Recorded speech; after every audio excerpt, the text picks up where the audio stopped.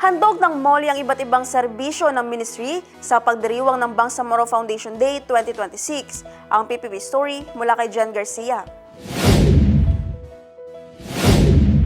Kasabay ng pagpupugay sa temang BARM 2026, simbolo ng pagkakaisa, alaala sa mga sakripisyo at pagpapatuloy ng mas matatag na Bangsamoro.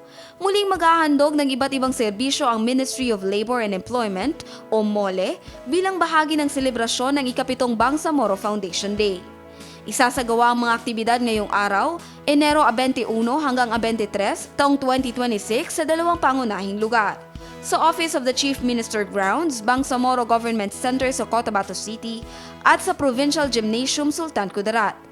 Layunin ng MOLE na mailapit sa mamamayan ang mahalagang serbisyong may kaugnayan sa paggawa at kabuhayan, bilang ambag sa patuloy na pagpapalakas ng pagkakaisa at kaunlaran sa Bangsamoro.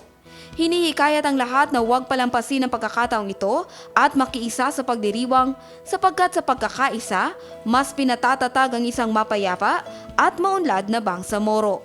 Jen Garcia, iMinds, Philippines.